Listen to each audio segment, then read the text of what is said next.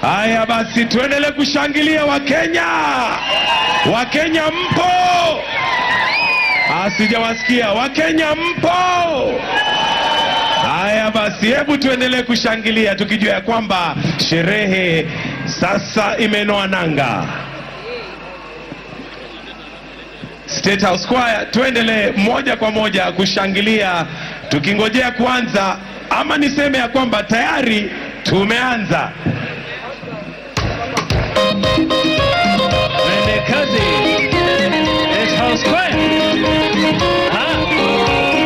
Namuona pia CDF na Service Commanders wakija.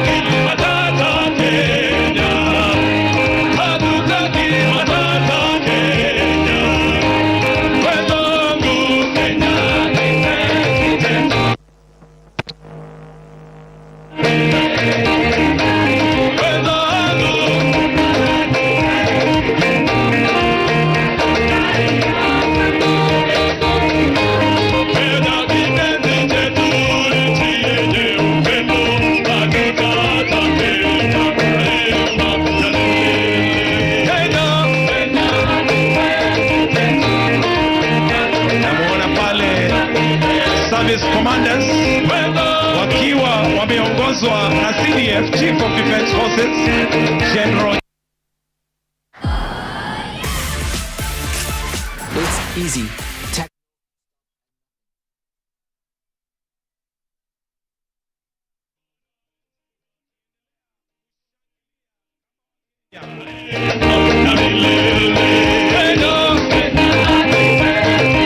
Wapi bendera yako? Hiyo inapeperusha bendera.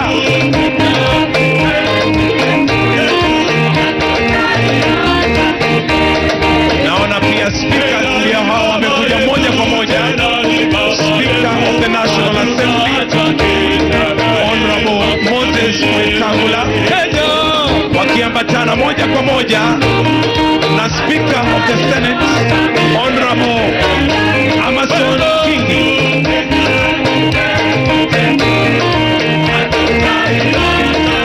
Pia namuona pale Leader of Majority Mheshimiwa Ishungwa.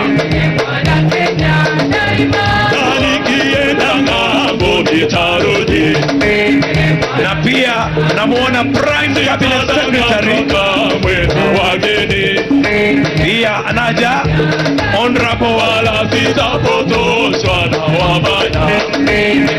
Musalia Mudavadi wakiwa pamoja na Head of Public Service Honorable Felix Koske.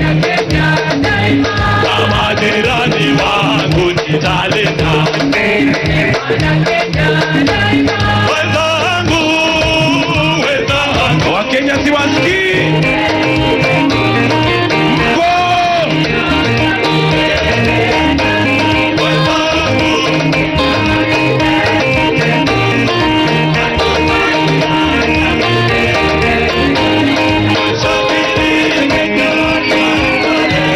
Wapi bendera wa Kenya? Peperusha bendera tafadhali.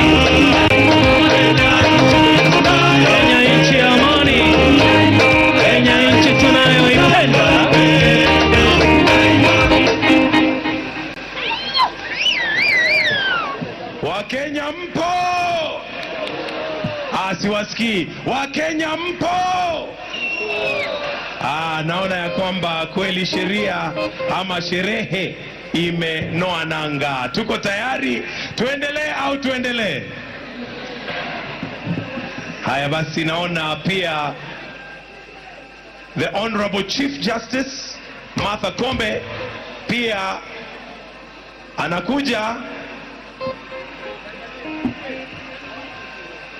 kumaanisha kwamba tuko karibu kuanza sherehe.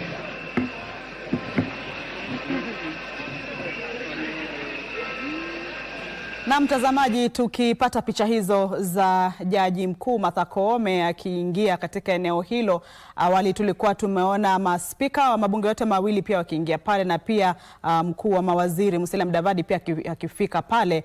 Kwa hivyo kinachotarajiwa baadaye muda si muda itakuwa ni Profesa Kithure akiweza kusonga katika eneo lile.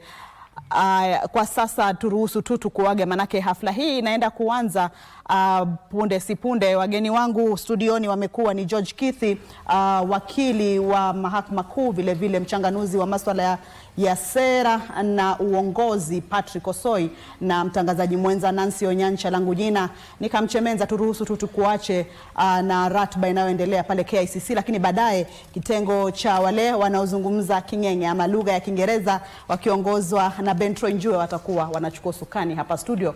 Kwa heri mtazamaji.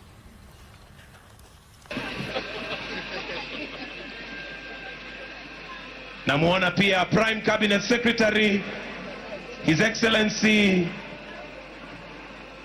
Musalia Mudavadi pia amefika, anaendelea kuamkua wageni pale, akienda kuchukua kiti chake katika jukwaa rasmi.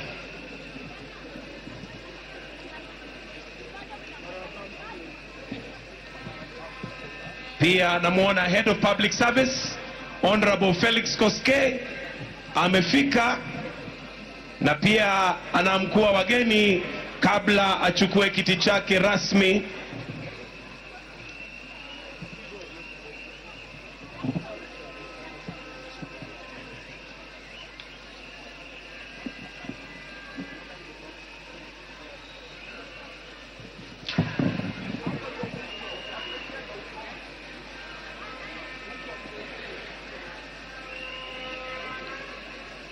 Haya basi, kwa umbali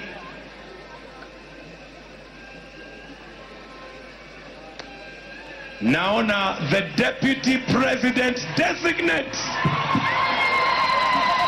Kwa umbali namuona pale. Tuko tayari kumkaribisha. Tuko tayari kumkaribisha. Tuko tayari.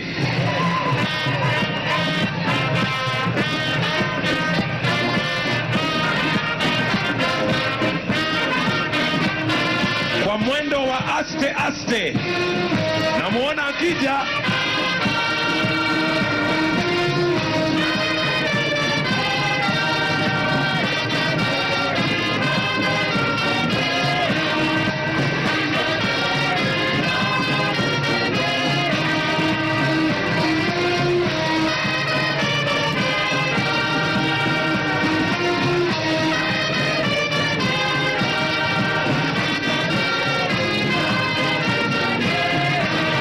Ndio huyo Deputy President Designate, wakiwa wameshikana mikono moja kwa moja na Dr. Joyce Kithure.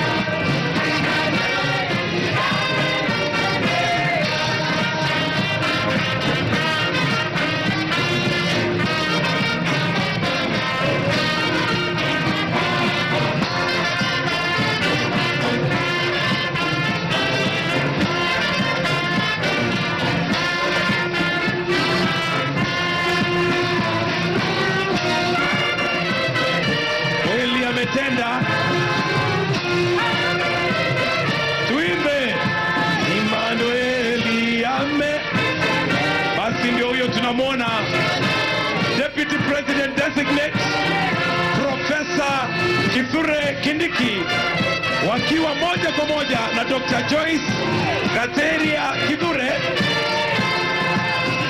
wamefika siku njema leo.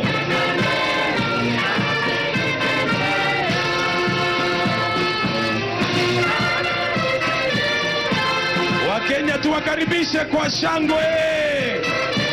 Shangwe ya Deputy President Designate. Karibu, karibu.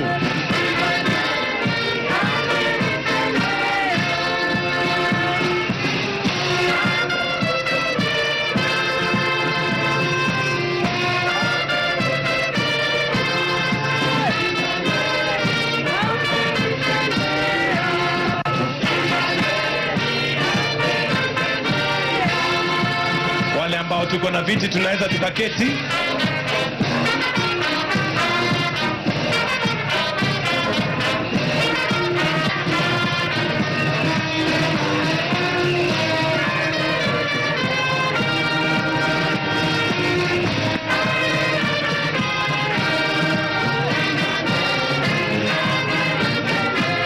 Naona watu wa Mbwekse.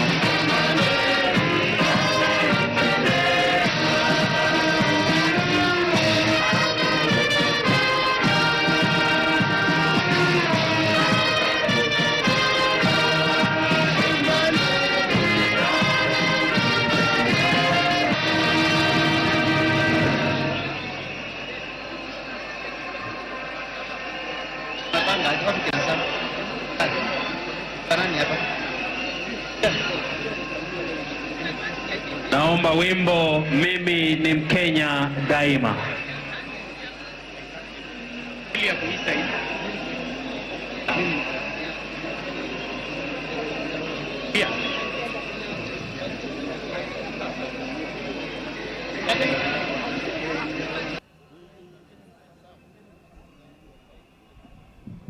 Haya basi, tunaendelea kungojea Mheshimiwa Rais wa Jamhuri ya Kenya ambaye atawasili hivi karibuni, lakini tayari sherehe imeanza.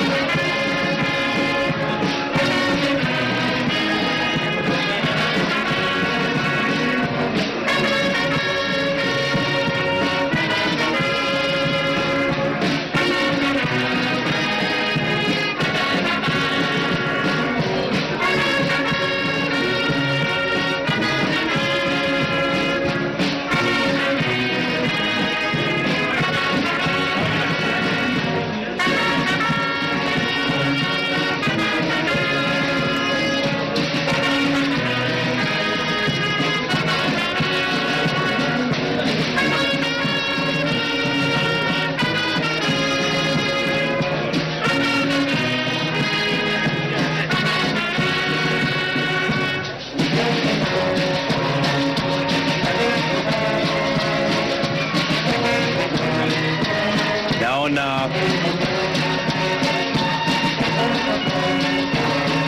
bosi hapa amefika. Bosi hapa amefika. Sawa.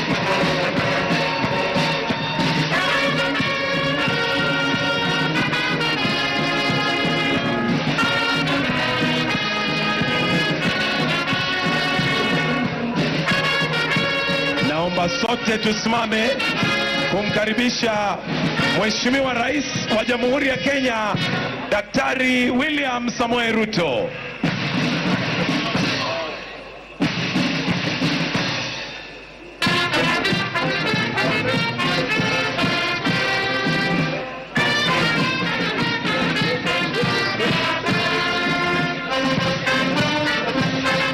Tumkaribishe Rais wa Jamhuri ya Kenya wakiwa pamoja na Mama Rachel Ruto, First Lady of the Republic of Kenya.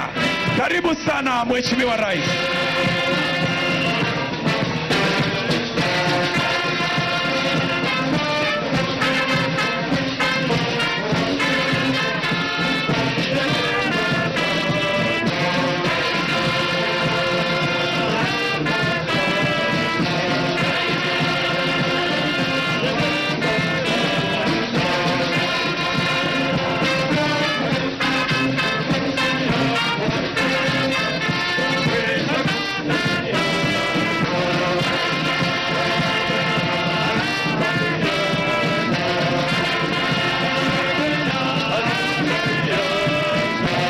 Naomba sote tusimame wima sasa.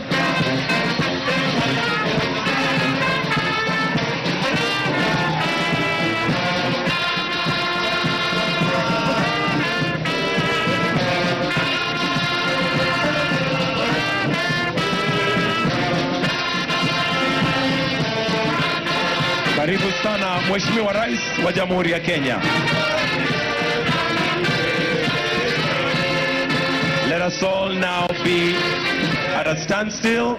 We're going to start with the Kenyan National Anthem, followed by the East African Anthem. The Kenyan National Anthem.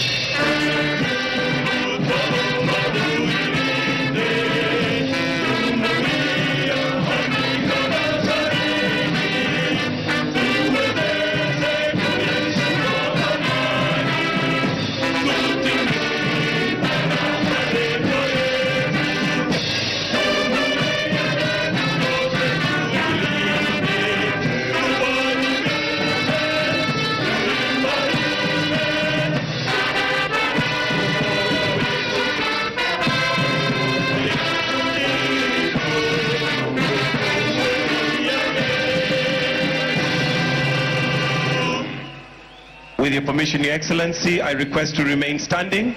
We'll start with 2 prayers. Our first prayer will be led by Isaiah Deye, Presiding Bishop of the Methodist Church in Kenya, and Sheikh Athman Shami. Tutaanza na Bishop Deye. As a nation, before we pray, let us be guided by the prayer of Saint Francis of Assisi. There is injury, pardon. Where there is doubt, faith. Where there is despair, hope. Where there is darkness, light. And where there is sadness, joy. O divine Master, grant that I may not seek to be consoled, but to console, as to console. To be understood as to understand. To be loved as to love. For it is in giving that we receive. It is in pardoning that we are pardoned. It is in dying that we are born to eternal life. Almighty and everlasting, before you on this day of new, let us pray. Almighty and everlasting God, we come before you on this day of new beginnings with hearts full of your gratitude. As we inaugurate our new Deputy President, Professor Kithure Kindiki, we seek your guidance, protection, and blessings over him and our beloved nation. With your peace, let their homes be places where love and unity prevail. We thank you. We pray for the cabinet and all who will serve alongside our leaders. May they act with integrity and wisdom, committed to the welfare of our people. Give them hearts to serve selflessly, work together in unity for the progress of Kenya. Lord, we pray that you continue to bless Kenya with peace and prosperity. May our leaders inspire unity and love among our opinion to experience your blessings of peace and opportunities in this land that we love, that we call Kenya. Lord, in this new chapter, may your hand guide us and keep us. May Kenya shine as a beacon of hope and progress under your care. God bless all our leaders. God bless bless Kenyans. God bless Kenya. In the name of the Father, the Son, and the Holy Spirit, we pray and believe. Amen.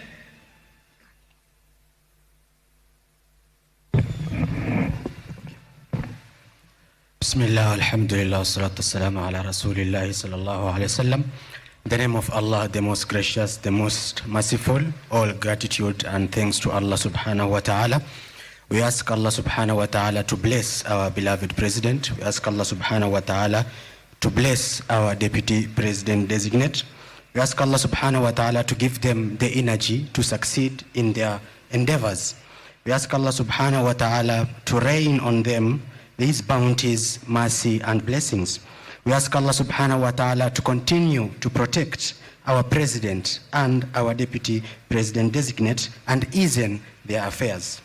Moreover, may Allah bless this country, nourish it with his blessings and fill it with peace. We also ask Allah subhanahu wa ta'ala to bless everyone who took part in the success of this event. We ask Allah subhanahu wa ta'ala to bless our beloved country and our able leaders. Finally, we send salutations to the Prophet Muhammad sallallahu alaihi wasallam. May Allah accept our prayers. Ameen. Naomba tuweze kuketi tafadhali. Your Excellency Dr. William Samoei Ruto, President of the Republic of Kenya and Commander-in-Chief of the Kenya Defence Forces. Your Excellency Mama Rachel Ruto, First Lady of this great nation. Your Excellency Honorable Professor Abraham Kithure Kindiki, Deputy President Designate. Your Excellency Dr. Joyce Gatiria Kithure, spouse to the Deputy President Designate.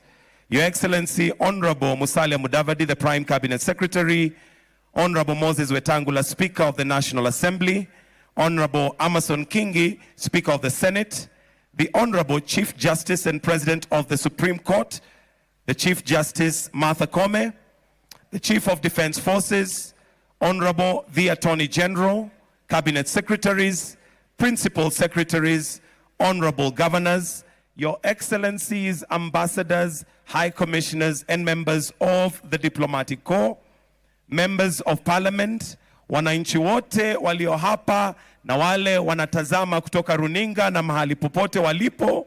Your Excellency, sir, with your permission, allow me to now invite the Head of Public Service, Honorable Felix Koskei, to proceed with the program. Tumpigie makofi tafadhali akija. Honorable Felix Koskei, karibu.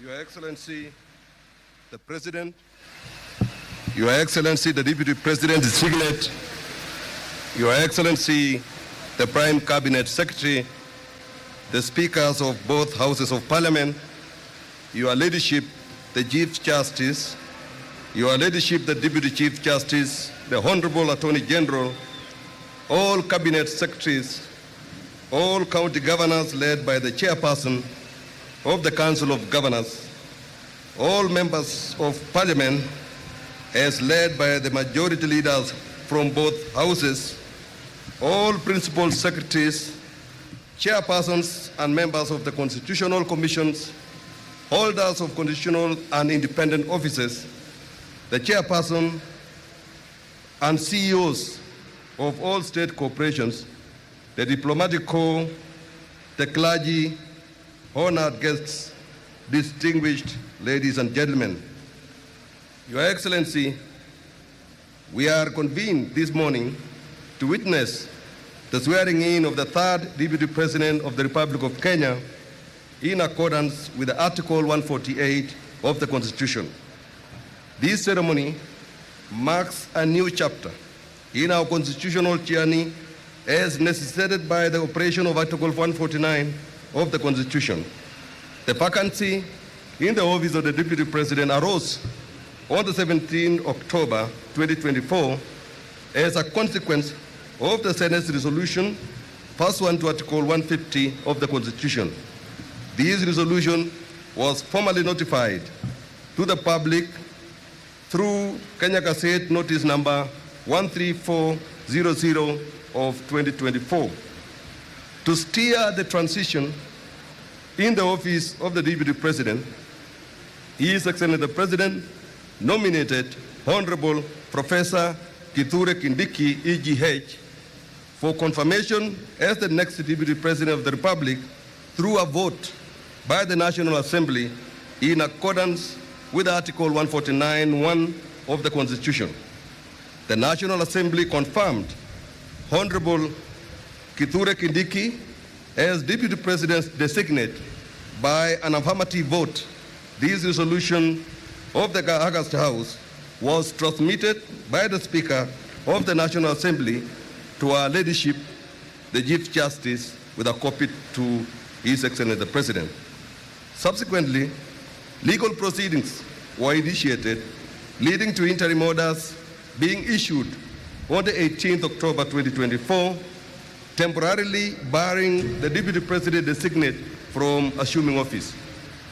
On October 31st, 2024, a three-charge bench of the High Court, sitting in Nairobi, vacated those interim orders, thus paving the way for the Deputy President designate assumption of office. To facilitate this significant transition, representatives of the three arms of government convened under the auspices of the assumption of the Office of the Deputy President Committee as notified through Kenya Gazette Notice number 14098 of 2024. In carrying out its mandate, and with due regard to the constitutional imperatives and the consequence of the Office of the Deputy President within the Executive, the Assumption of Office Committee resolved to hold the swearing-in ceremony today, being Friday, 1st November, in the year of our Lord 2024. To ensure that this occasion could be observed by all Kenyans, the committee further recommended that in line with Section 12 of the Assumption of Office of the President Act, the day of this swearing-in be designated a public holiday of general observance throughout the Republic of Kenya. Your Excellency, sir, with the constitutional prerequisites for the assumption of the office of the Deputy President having been fully discharged by the legislature and the executive, we note that Article 148(4) of the Constitution that obligates that, and I quote, the swearing in of the Deputy President-elect shall be before the Chief Justice, or in the absence of the Chief Justice, the Deputy Chief Justice, and in public. Now, therefore, as the convener of the Assumption of Office of the Deputy President Committee, and with the gracious presence of our Ladyship, the Chief Justice, it is now my humble duty to commit the remainder of this program to the judiciary. With your Excellency's kind permission, sir, may I now invite the judiciary to lead us into the next phase of these day's proceedings. Your Excellency, sir, distinguished ladies and gentlemen, you are all kindly requested to rise up on your feet for the observance of the official judiciary protocols and formal commencement of the judiciary part of the swearing-in ceremony. I thank you, Your Excellency.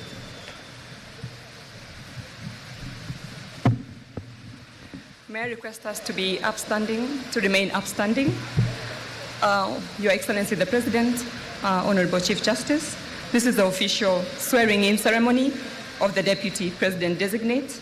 To commence the swearing-in proceedings, I request that the judiciary mace be placed on its position. The mace is being placed on its position by Honorable Sharon Mwayuli, Principal Magistrate in the judiciary. Placing the mace on its position signals that the proceedings have officially commenced.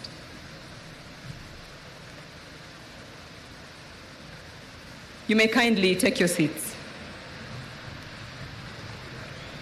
I now invite Honorable Winfrida Boyani Mokaya, the Chief Registrar of the Judiciary, to take her position at the swearing-in arena and to administer the oath of allegiance and the oath of due execution of office of the Deputy President.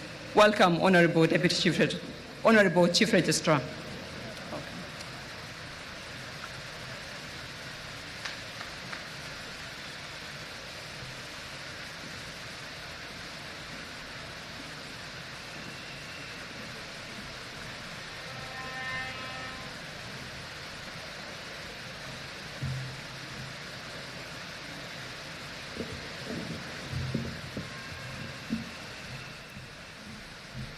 Your Excellency, the President of the Republic of Kenya and Commander-in-Chief of the Kenya Defense Forces, Dr. William Samoei Ruto, the Chief Justice of the Republic of Kenya, Honorable Justice Martha Koome, distinguished guests, ladies and gentlemen.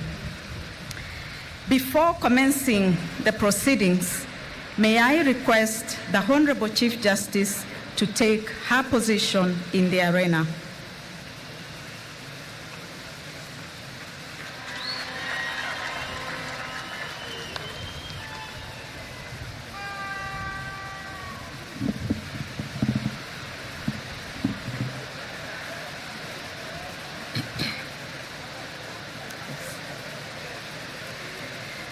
Ladies and gentlemen, Article 149(1) of the Constitution of Kenya provides that where a vacancy arises in the office of the Deputy President, the President shall nominate a person to fill the vacancy within 14 days of the vacancy arising, and the National Assembly shall vote on the nomination within 60 days.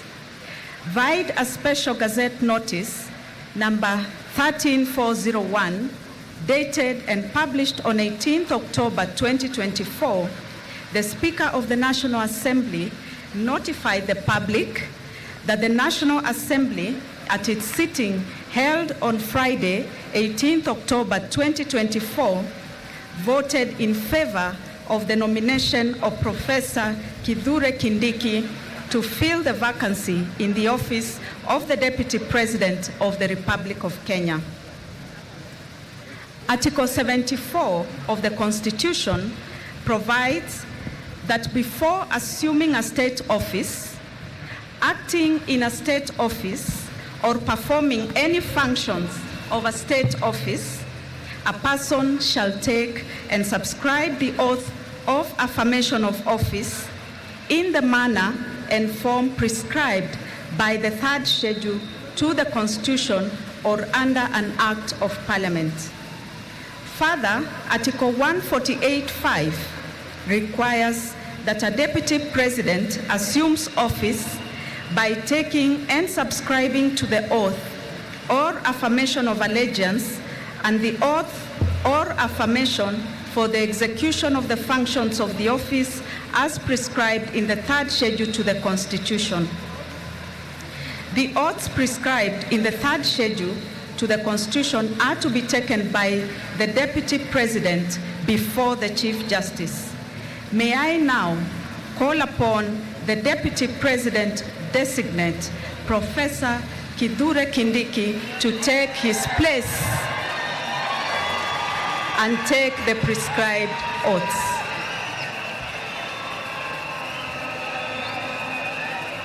Yes. Okay.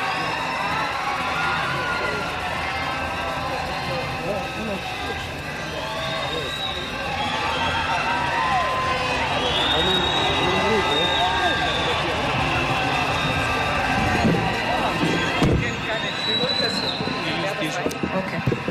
Adjust.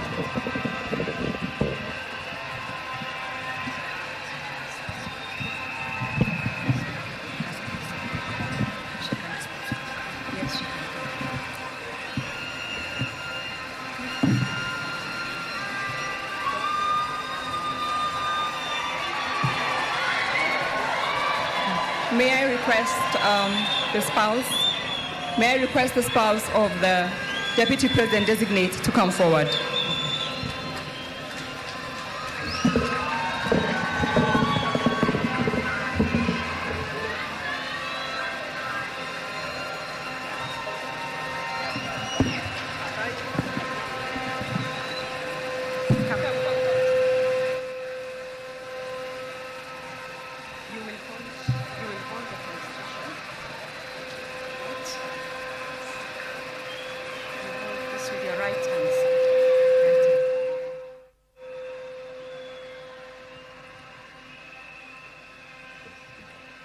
Mr.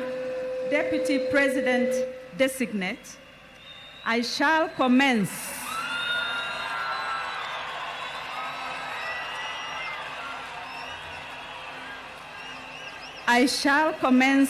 with the administration of the first oath, which is the oath of allegiance of the Deputy President. Kindly repeat after me. I, Kithure Kindiki,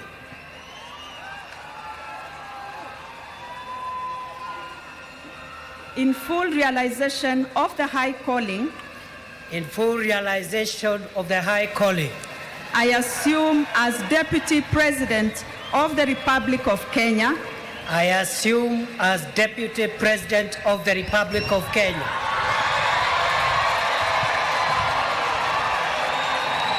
do swear do swear that I will be faithful that I will be faithful and bear true allegiance to the Republic of Kenya, and bear true allegiance to the Republic of Kenya, that I will obey, preserve, protect, and defend this Constitution of Kenya, as by law established, and all other laws of the Republic, and that I will protect, and uphold the sovereignty, integrity, and dignity of the people of Kenya. So help me God.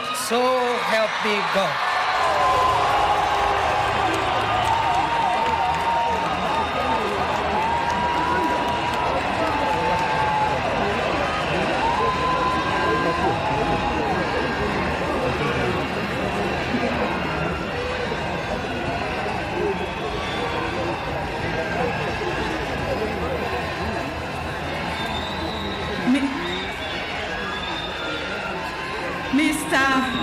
Deputy President Designate, I shall now administer the oath of due execution of office for the Deputy President.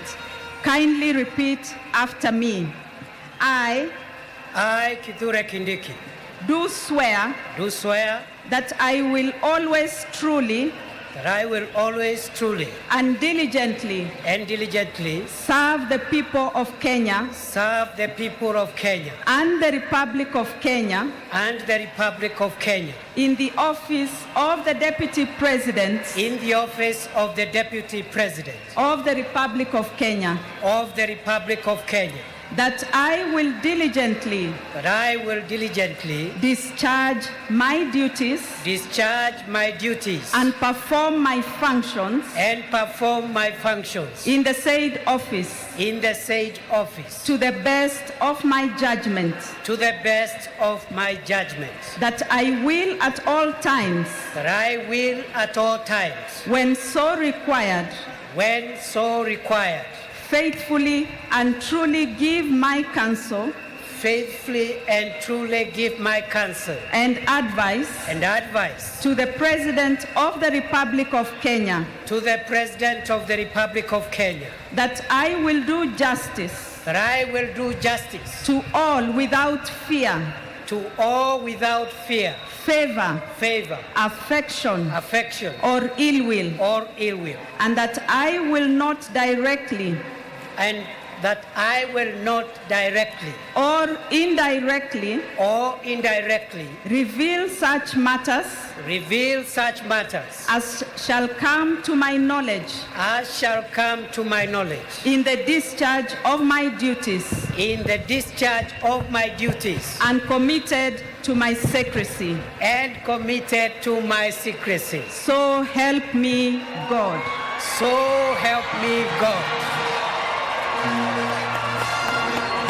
Having taken the oath of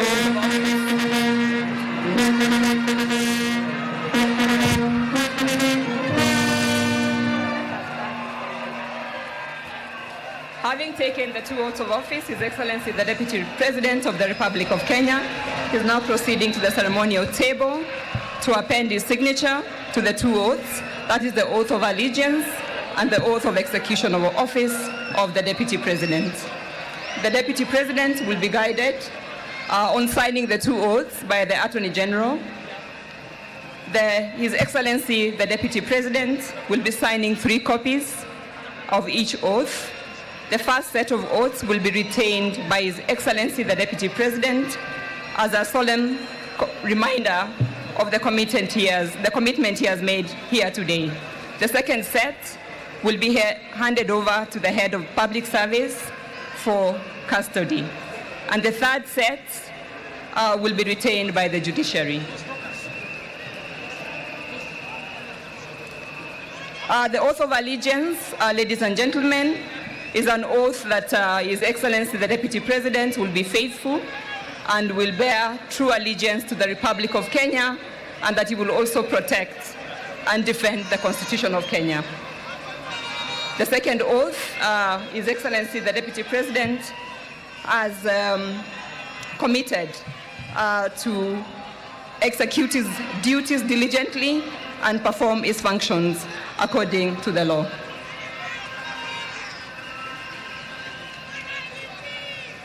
The Chief Registrar will now transmit the oath to the Honorable Chief Justice, who will also append her signature to the two oaths, 3 copies each. Her Ladyship, the Chief Justice, will be countersigning against the signature by His Excellency the Deputy President.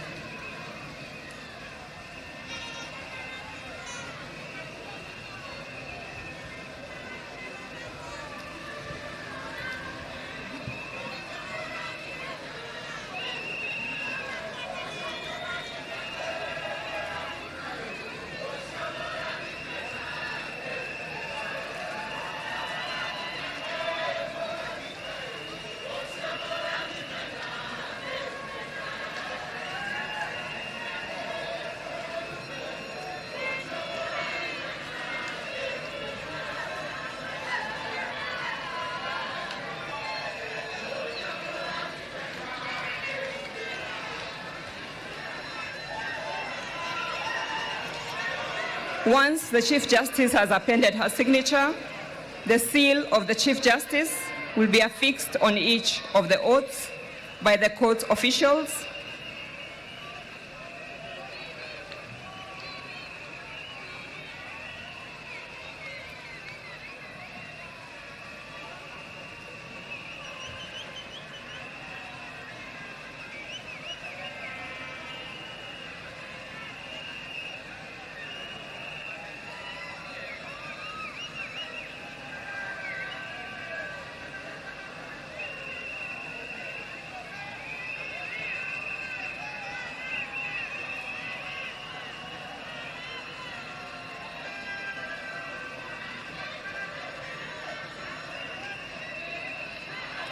May I kindly invite the Honorable Chief Justice and His Excellency the Deputy President to stand in front of the maze for presentation of the oaths to the public.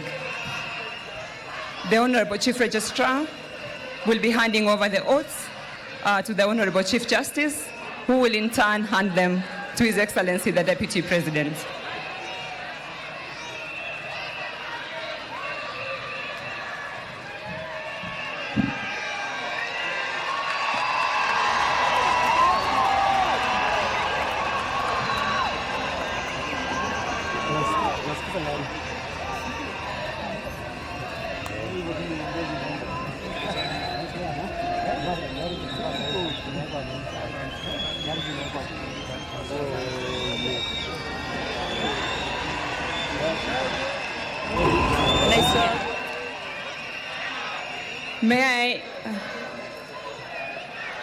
May I ask His Excellency the Deputy President and Her Ladyship the Chief Justice to take their seats as they hand over the oaths to the Honorable Attorney General. May I call upon the Head of Public, Your Excellency, you may take your seat. Honorable Chief Justice, please, you may take your seat. At this point, I wish to call upon the Head of Public Service to receive the oaths from the Chief Registrar for safe custody. As I mentioned earlier, 1 copy will be handed over to His Excellency the Deputy President, another will be retained by the judiciary, and 1 copy will be handed over to the Head of Public Service for safe custody. Thank you. But there's another. That's all. They're both there, yes. At this point,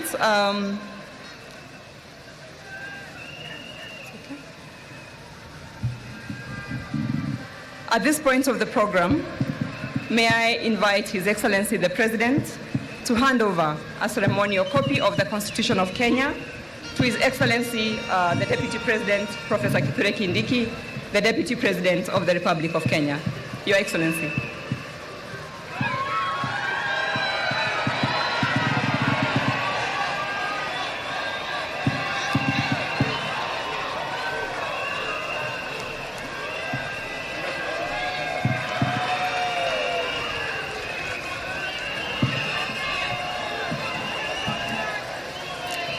His Excellency, the President, is handing over the Constitution to His Excellency, the Deputy President.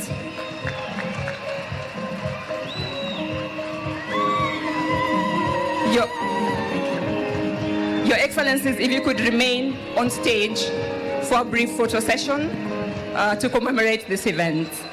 The first photo will feature His Excellency, the President, and His Excellency, the Deputy President of the Republic of Kenya.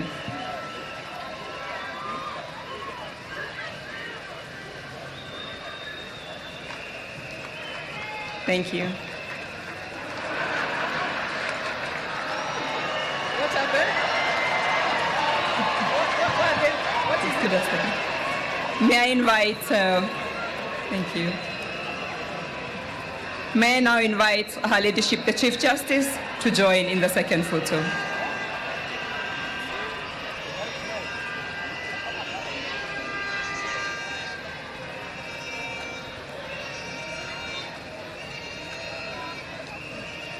We may take our seats.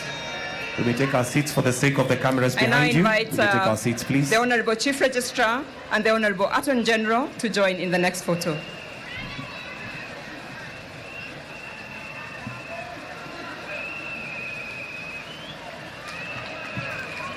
All right.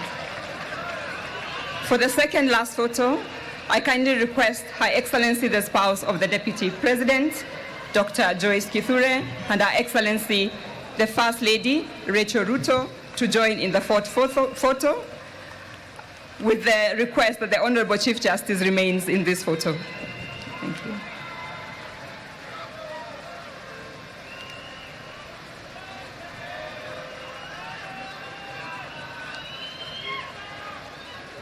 Thank you.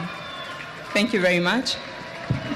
For the final photo, we have His Excellency the President, His Excellency the Deputy President, Her Excellency the First Lady, and Her Excellency the spouse of the Deputy President. I request the Chief Justice to please take her seat. Thank you, Honorable Chief Justice.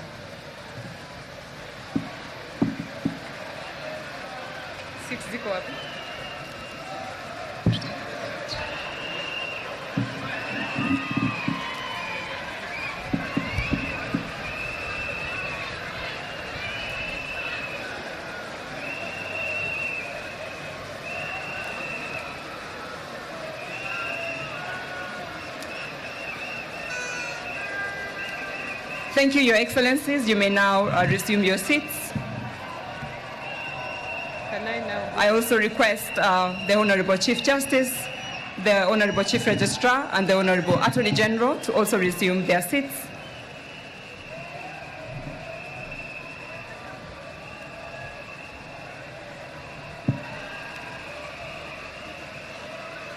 Ladies and gentlemen, as we come to the end of our ceremony, I would like to ask us to remain upstanding for the lowering of the mace.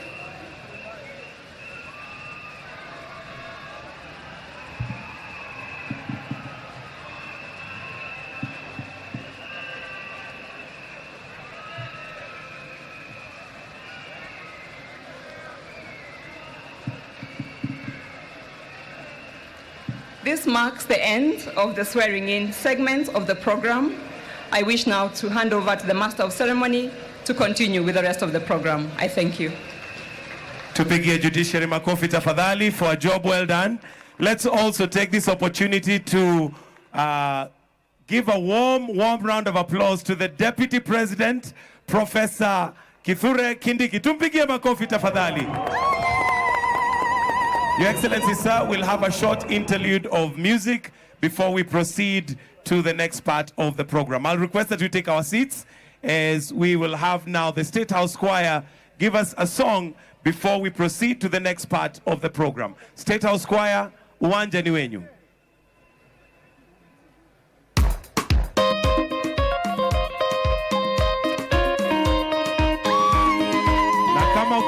bendera, sisi ni wa Kenya daima. Ndio huo wimbo.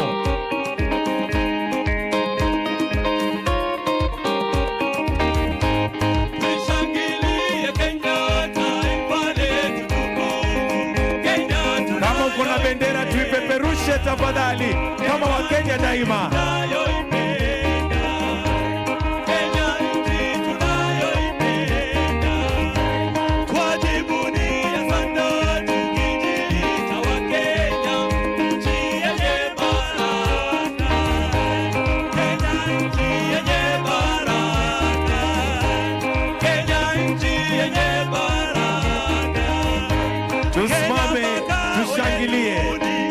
As patriots of this country, this is a song we can all participate. Mimi ni Mkenya daima.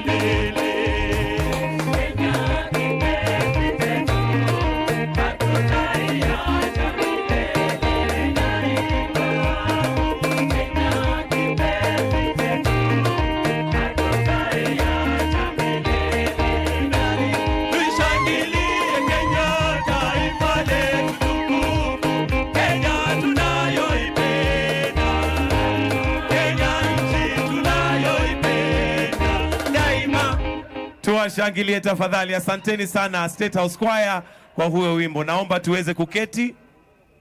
Mheshimiwa Rais, sasa naomba unikubalie nimwalike His Excellency the Prime Cabinet Secretary Honorable Musalia Mudavadi to make his remarks. Tumpigie makofi tafadhali akija katika jukwaa.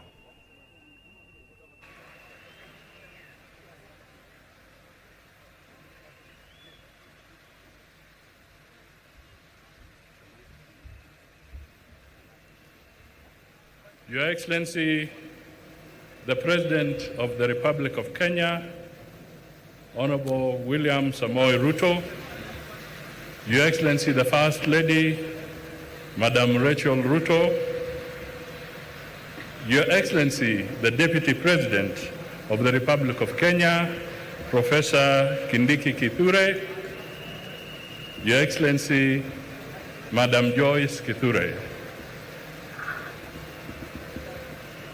the Honorable Chief Justice, the Speaker of the National Assembly and the Speaker of the Senate, leaders of our forces, members of Cabinet, the Governor of Nairobi, members of the legislature, distinguished guests, ladies and gentlemen, members of the diplomatic corps present.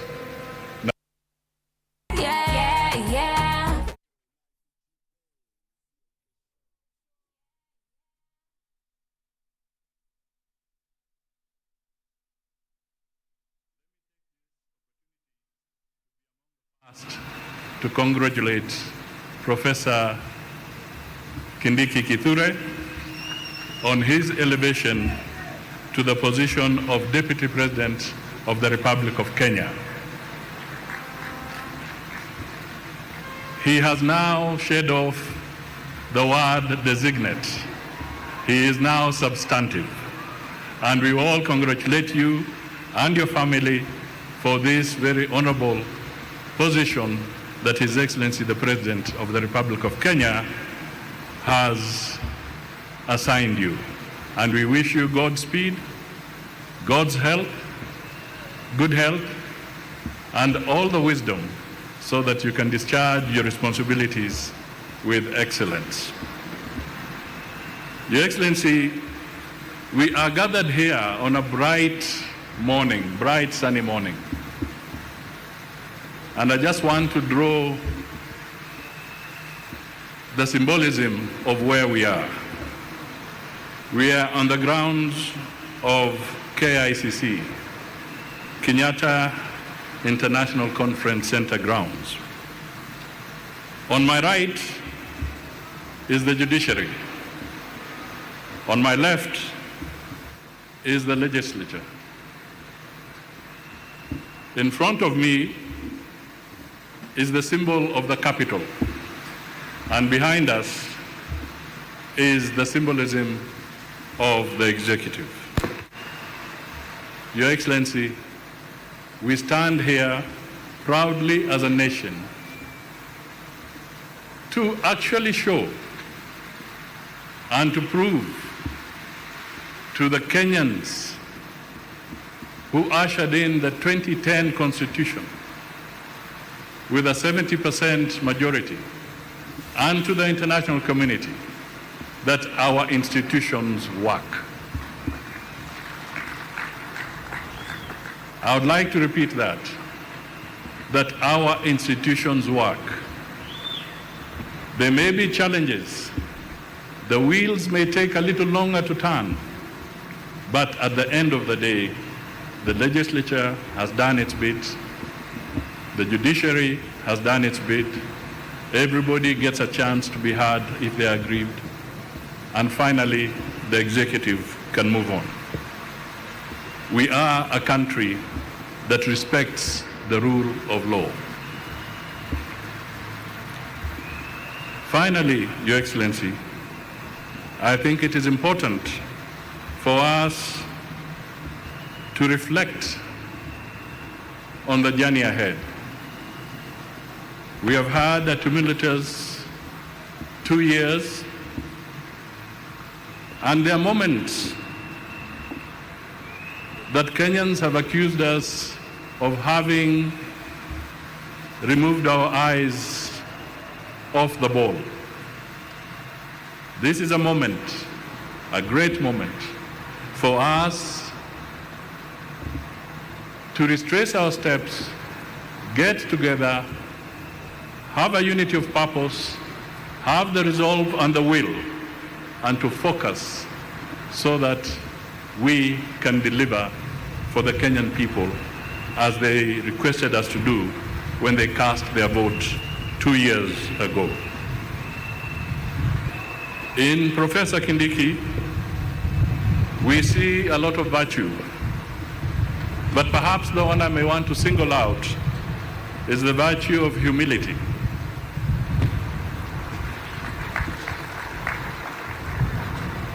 And simplicity.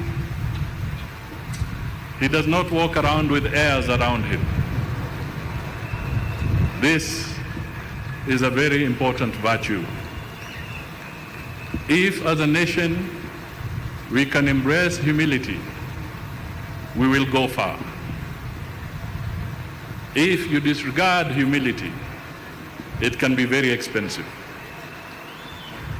So, ladies and gentlemen, it is now my honor to ask the Deputy President of the Republic of Kenya,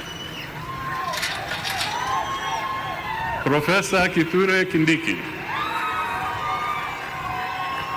to come forward and make his remarks, and thereafter invite His Excellency the President to speak to us. Makofi tafadhali.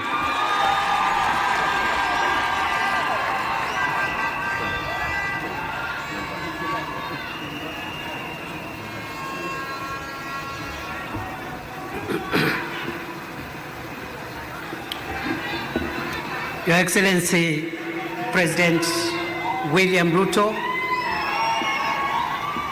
Your Excellency First Lady Mama Rachel Ruto, all protocols as already established, I ride on them. No arms of government or agencies and the representations of foreign and friendly countries present. Your Excellency, sir, words fail me to explain how grateful I am today. I'll say that I am grateful to Almighty God who orders the steps and the affairs of every human being on earth. I am grateful to you, sir, for the honor you have given me to serve under you. Your Excellency, I've been your political student for nearly 20 years now, and nothing in the political space has helped me to pick up lessons more than the years that I have worked and served around you in various capacities. Therefore, Your Excellency, I'm grateful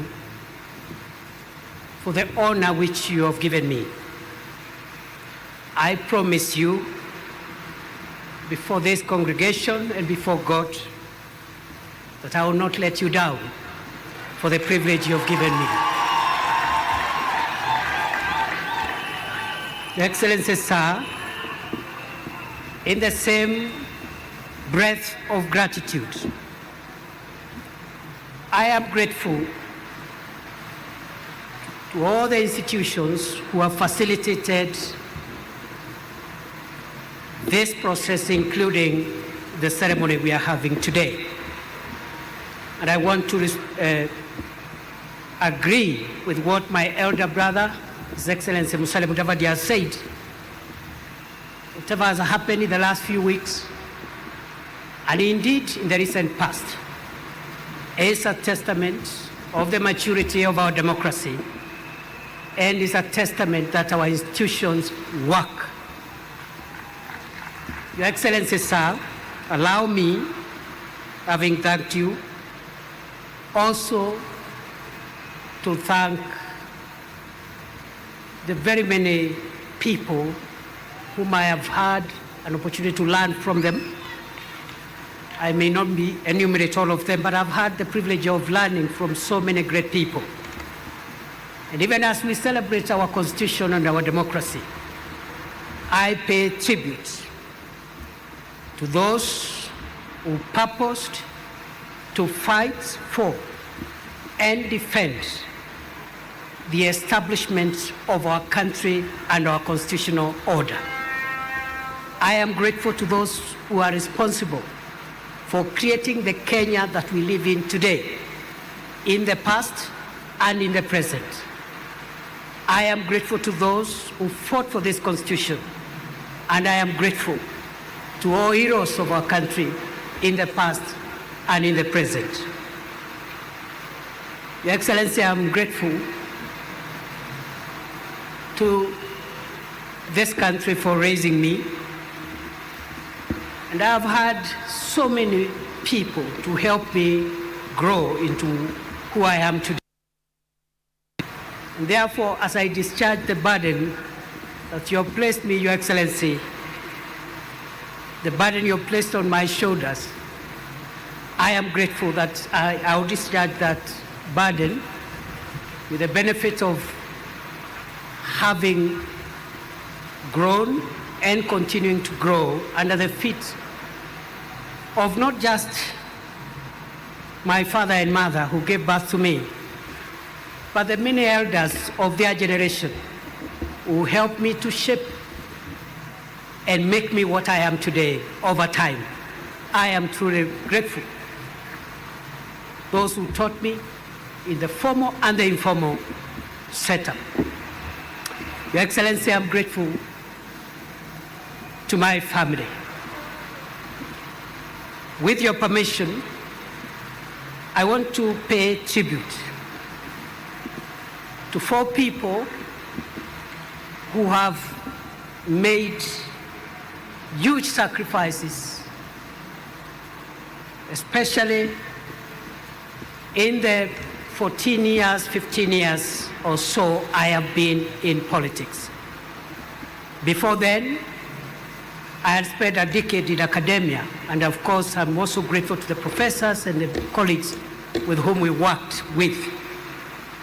But allow me, Your Excellency, today, on a moment like this one, to thank my wonderful wife, Joyce Kithure, a woman who has sacrificed, a professional in her own right, but who has sacrificed to raise our 3 children, Imani, Neema, and Mwende. Many, many, many days and nights of my absence as I served the country in different roles. I am very grateful to my wife and the children for being the foundation and providing the support that I have always required as I navigate this difficult space of public service. Having finished with gratitude, Your Excellency, I'll say 2 things before I invite you. The first is to affirm that throughout my journey, culminating with this moment, I have come to believe that Kenya is the country of possibility. Your Excellency, for a person such as I to stand here today and take oath of the office of the Deputy President, it can only happen in Kenya. Your Excellency, I was born 52 years ago in one of the remotest parts of Kenya. But because Kenya is the land and the homeland of possibilities, today, I, perhaps the most unlikely person, is standing here today because Kenya has made it possible for anybody to become anything in this country. I don't take it for granted. And therefore, Your Excellency, as you lead us into the transformation of our country in the years ahead, I want to commit to support and assist you, together with the other colleagues in government, to realize a Kenya that has even greater opportunities, a more inclusive Kenya, a more democratic Kenya, and a more transformed Kenya. Your Excellency, I'm grateful because of the opportunity that Kenya provides for anyone to aspire to be anything. And therefore, there is no reason going forward why any person from anywhere, from whatever community, creed, religion, should not aspire to become anything in our country, because I am a testament that Kenya is the homeland of possibilities. Finally, Your Excellency, I have reflected on the words of the oath of office I have taken, both the oath of allegiance and also the oath for due execution of the functions of the office of the Deputy President. And in that regard, I want to commit to you, as I end my remarks, I want to commit to you before this congregation and before the Almighty God, who is acknowledged in the Constitution, that I will serve under you and provide you with the assistance and support you require to take this country to the next level. I commit I will be loyal and faithful. I will try the best of my ability to work hard together with the other colleagues to lighten the burden that you carry on your shoulders, Your Excellency. And therefore, I think for me, today is, if I may say so, a day when I have received the highest honor yet of my life. And I don't take that for granted. I want to pray that God will give me wisdom to do what I must. And to the colleagues whom we have worked with and will continue to work with, I want to say that I'll provide continuity so that we can be able to all work together and deliver for this country. I forgot, Your Excellency, to thank, when you gave me the task the last 2 years of serving in the Ministry of Interior, there are wonderful people whom I have worked with. Ngao, the police, the prisons, immigration, and all the departments and agencies in the Ministry of Interior. The little successes that we could have achieved, I attribute those successes to my colleagues.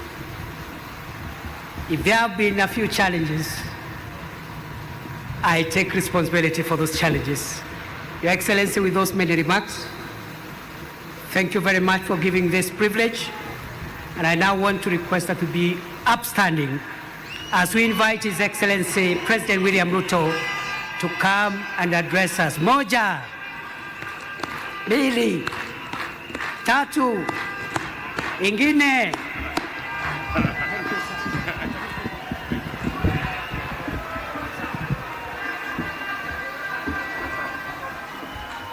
Asante sana. Tafadhali tunaweza kuketi chini. Asanteni sana. Thank you very much.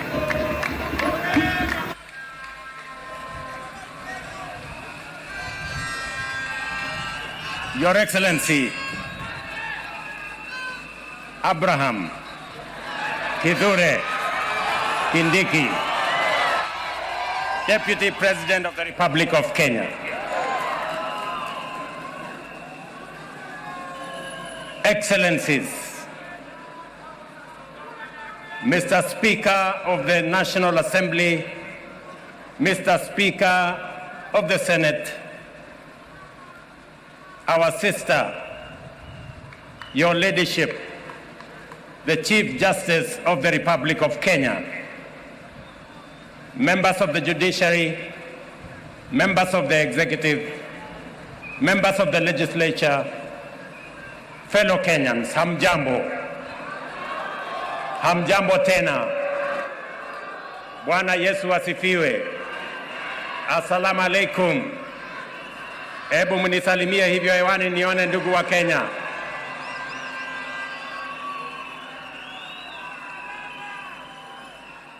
I am proud to witness the swearing in of the Honorable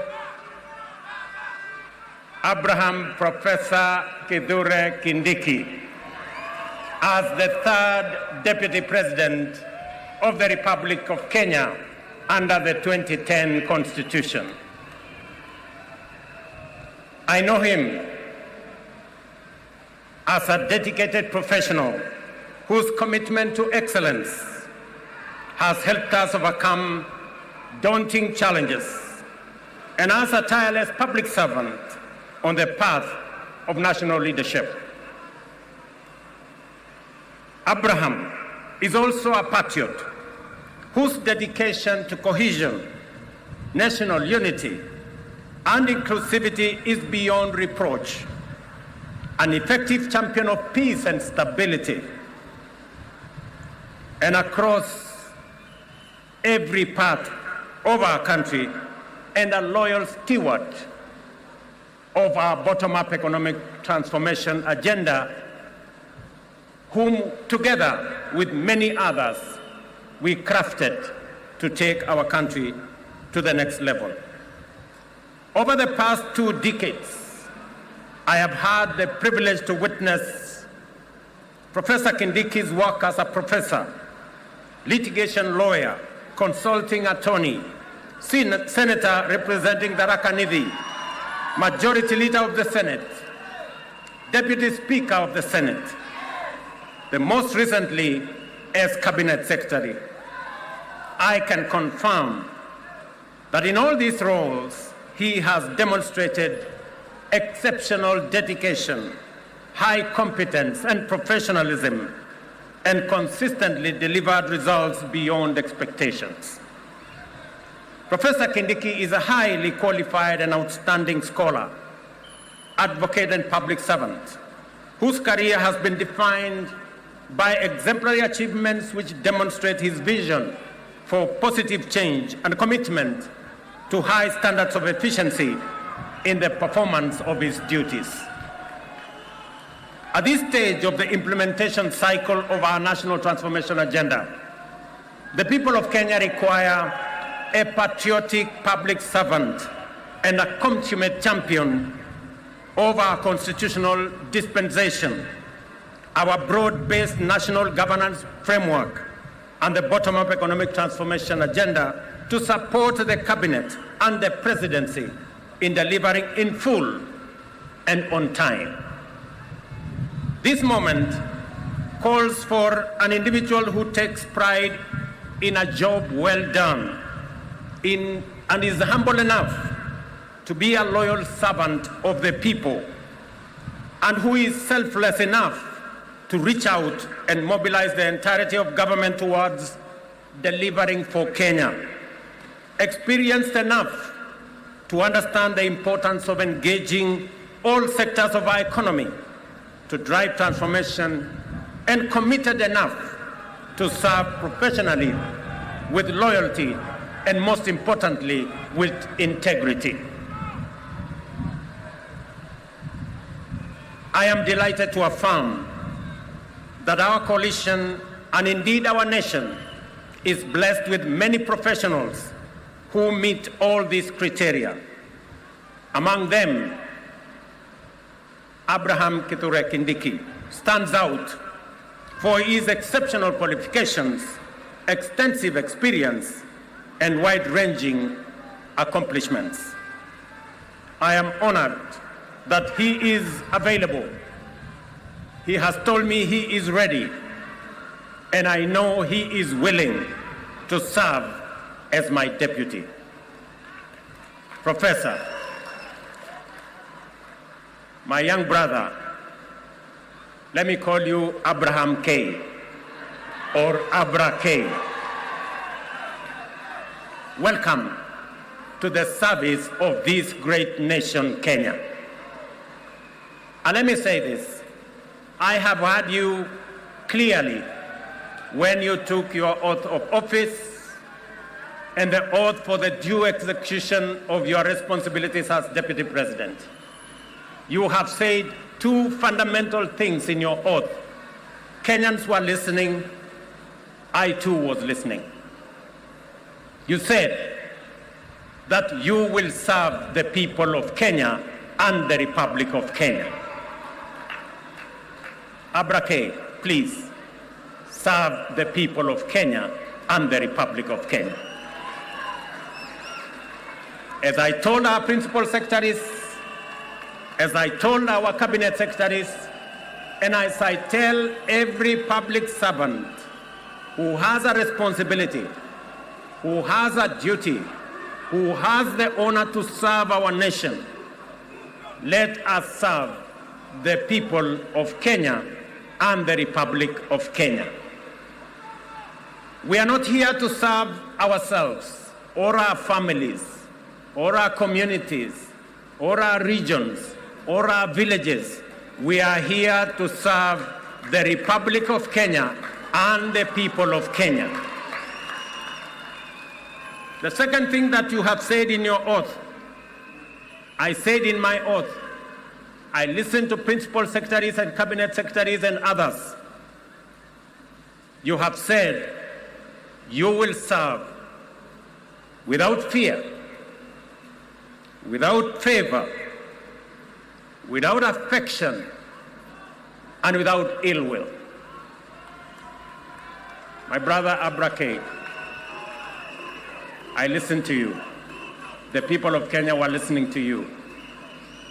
Serve without bias, without ill will, without favor, without affection, and without fear.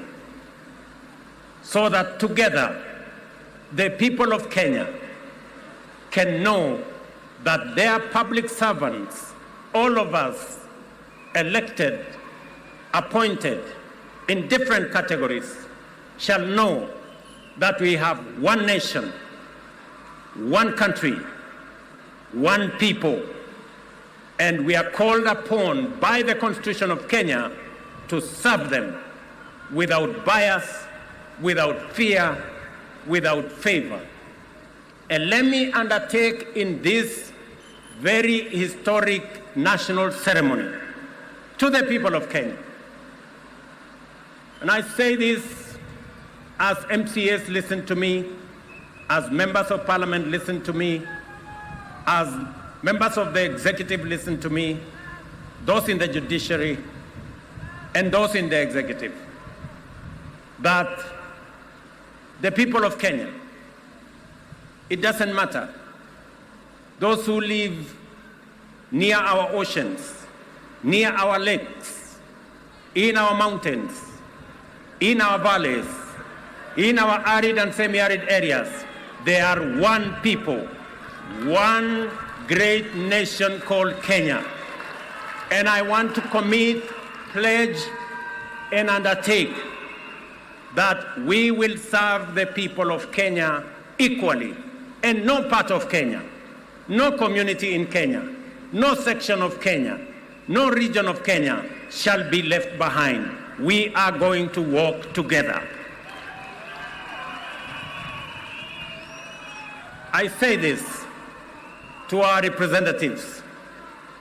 Every MCA knows that they were never voted by all the people in their ward. Every member of parliament knows the same, that they were never voted by all the people in their constituency. And so does my friends governors. They know that not everybody in their county voted for them. But they also know that they must serve all the people, whether they voted for them or did not vote for them.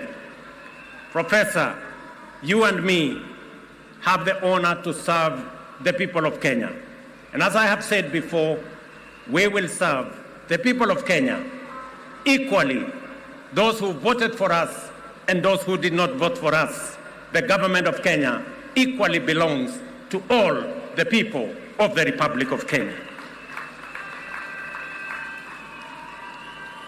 Let me also say the following, because this is a very important occasion. To underwrite that our judiciary works, that our legislature works, and we will make sure that our executive works and serves the people of Kenya. I know that we've gone through a journey, but in this journey, we have affirmed to both ourselves as the people of Kenya, to our friends, and to the international community, we have affirmed that Kenya is a constitutional democracy founded on the firm foundation of the rule of law. We believe in freedom, and we believe in making sure that no Kenyan and none of us is left behind. Today we stand here as a people, united, peaceful, because we are a democracy. We believe in our constitution. We believe in the rule of law, and we are a free people, and we make choices. Let me also say this. To all of us who are public servants, it doesn't matter at what level. To all of us, we are reminded on this very historic day that we serve at the pleasure of the people of Kenya, and we serve under the provisions of the law and the Constitution of the Republic of Kenya. And that none of us, irrespective of the office we hold, is greater than what our Constitution says. We must obey, we must submit to the law and to the Constitution, because that is what makes us a nation. Let me say this as I conclude. We have made stride as a nation. Today, our savings as a percentage of our GDP is growing. We have changed and we have transformed our education system. Today, we have more teachers. We just announced another 20,000 teachers. We have a new funding model that is student-based, which we are refining to make sure that no child in Kenya is left behind. My dear Professor Kindiki, I need your voice. I need your intellect to help me and to help members of our cabinet to profile the things we are doing, to speak to the things that we are doing. I have almost become a lonely voice in the executive, especially in the presidency, speaking about our projects, speaking about our programs, elaborating on what we are doing. You are eloquent, my brother. You are intelligent, my brother. I am confident that you will do that which I have missed for the last 2 years. I know you will.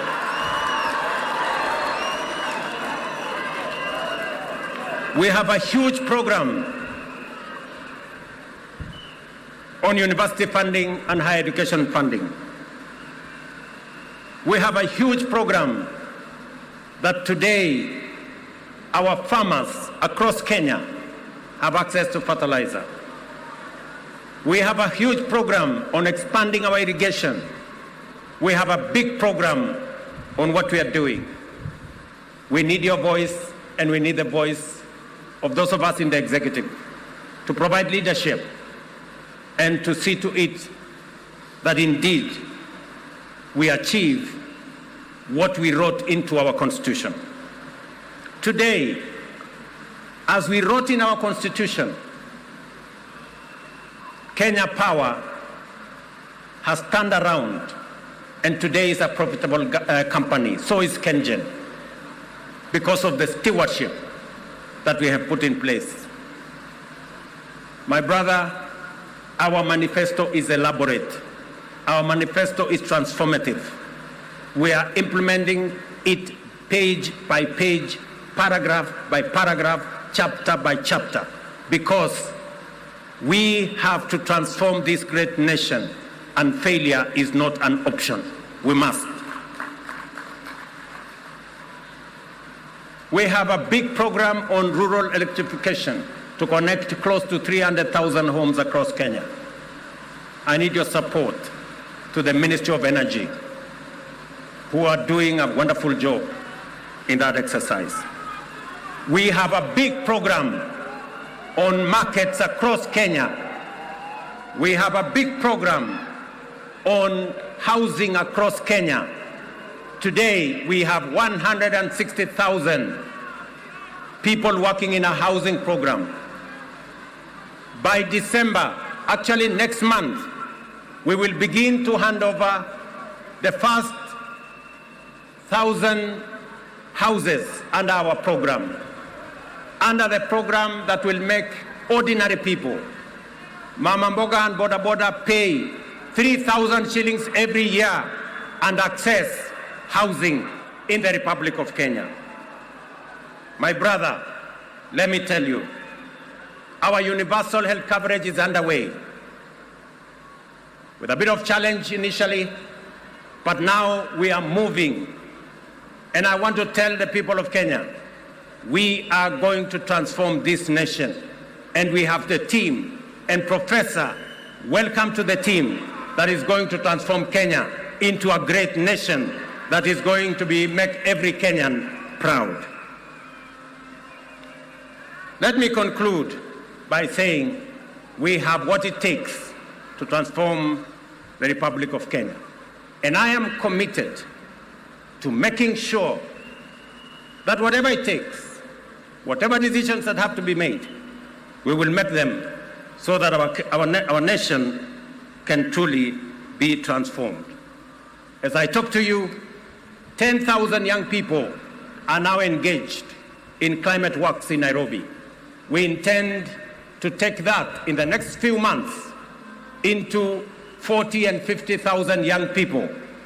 And I commit to the people of the great city of Nairobi that we are going to clean the Nairobi River and we are going to transform it into a better, different causeway as we transform the city in the sun, the headquarters of the environment in the world, where we have UNEP in Nairobi.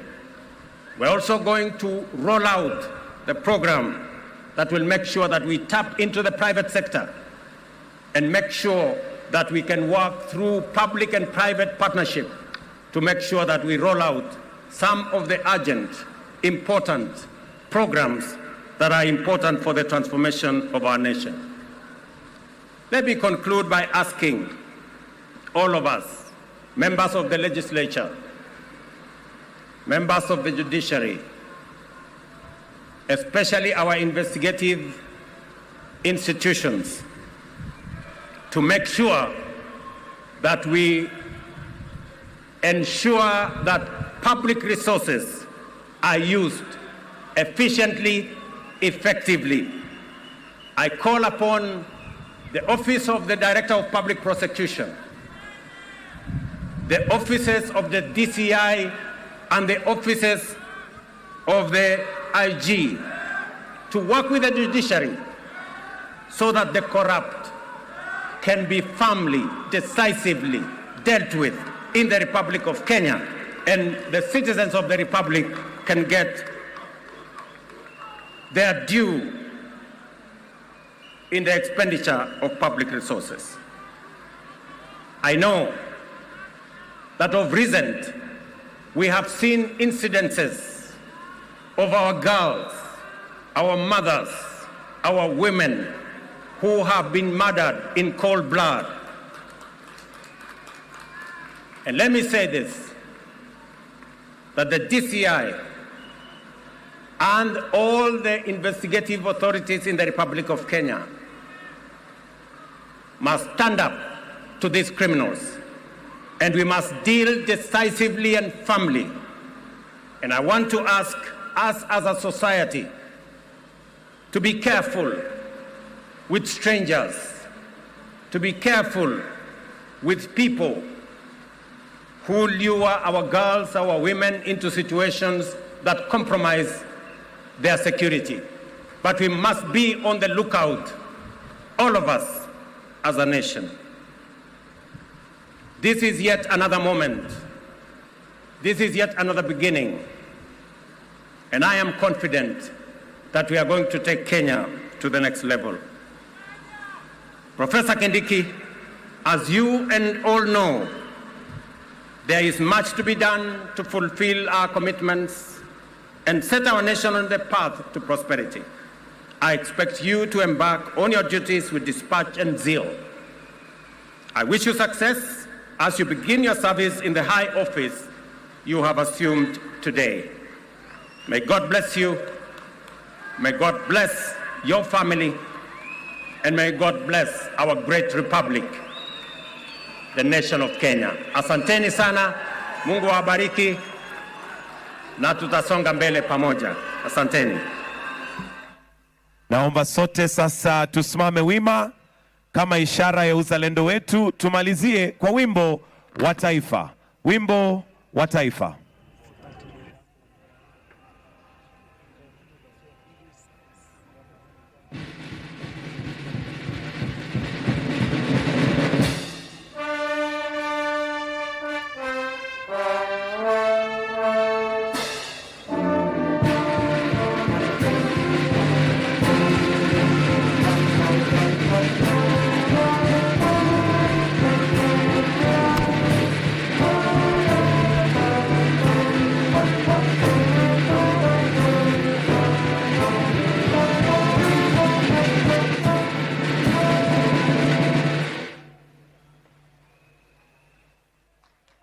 Basi tusimame mahali tulipo tukimpatia rais nafasi ya kutoka katika starehe zake.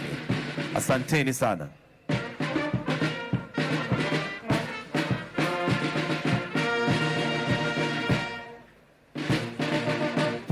Tutamruhusu Mheshimiwa Rais aweze kuondoka na kisha Mheshimiwa Naibu Rais atafuata nyuma wakiandamana pamoja na viongozi wengine.